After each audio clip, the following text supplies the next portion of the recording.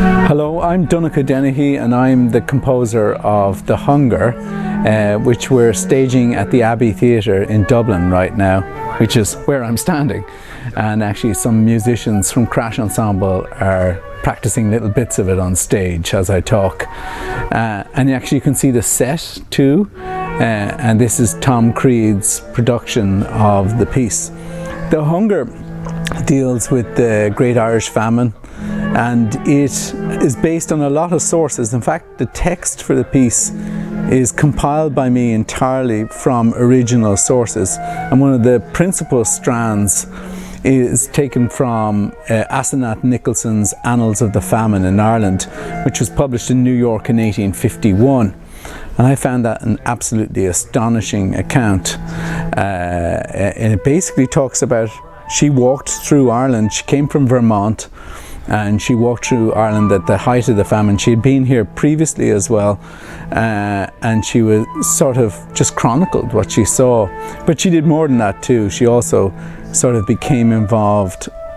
She ran her soup kitchen in the Liberties for a while, and also started writing pleading letters to her friends, her important friends in America and England, looking for sort of help for this unfolding catastrophe.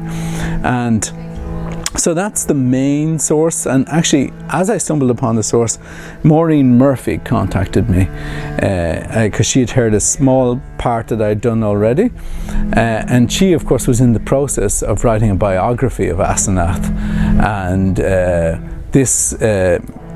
she sent me her draft of that book, and that was terrific in giving me a sort of a backstory to this woman, this extraordinary woman. Apart from Asenath, there's another character. So Asenath basically makes up one of the characters in the opera, or the docu-cantata as I like to call it, because it's a kind of cantata made of sources. The other character is embodied by the Shanno singer Irlo Linnard, and he's just called Man, and it's basically, he's an emblem of the people who actually suffered the most, from which we have very little source material directly, and actually I built it out of two scraps of sources, the text for it. One was this song. There were very few songs written during the famine period, but this is one that was believed to be written either during it or shortly after, called Na Prátaí Dubha by Máire Ní Gróma, who comes from Ring in County Waterford.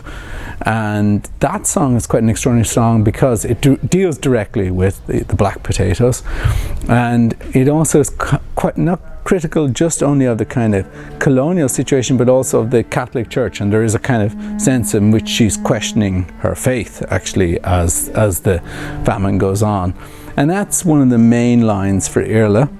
Another strand is based upon a keening that I first heard in this astonishing rendition by Kitty Ní Gallagher, a singer who's still alive. She's in her late 80s now in Donegal, and that was keening for a dead child, and the words of that are used with her kind permission. And they're the kind of main strands. And then some of what Asenath quotes, some of the text that Asenath quotes, the people in the cabins are saying, is then incorporated into Irla's text as well.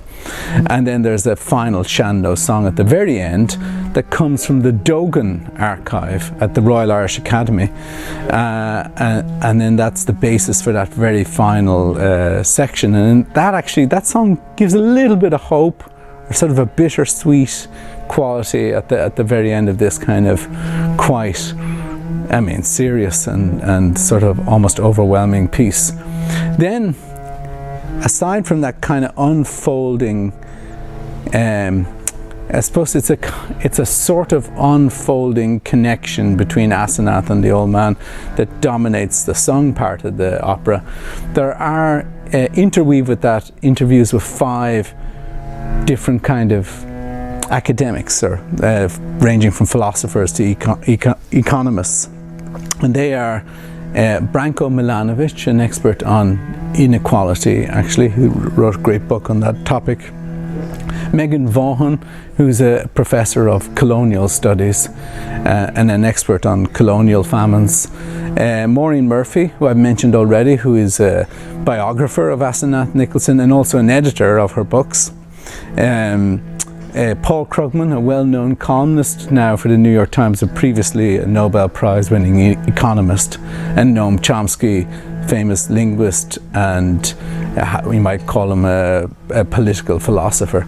And Tom and I set up a series of questions basically that we asked all of these 5 people, and their answers, we have hours and hours of video documentation here, but some of their answers make up these little intercut things which give a kind of new perspective on this sort of unfolding catastrophe in the piece.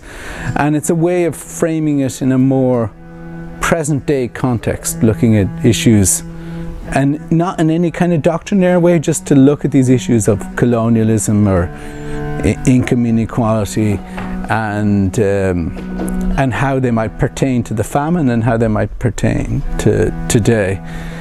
And they are the sources in the piece. So this piece is, that's why I like to call it a docu-cantata, is built from these sources, and then it's a kind of a leap of imagination then for me. And one thing that actually was a nice thing that I found out about Asenath through Maureen was that Asenath actually was a wonderful singer, or at least a very enthusiastic singer. And I thought, well, isn't it nice then that I would write music for her text, that she would sing this text? Because there might have been, in some way, she may have been singing some of these thoughts herself. But even if she hadn't, of course, this is a leap that you can make when you're writing musically. And yeah, these are the kind of materials from which The Hunger is made.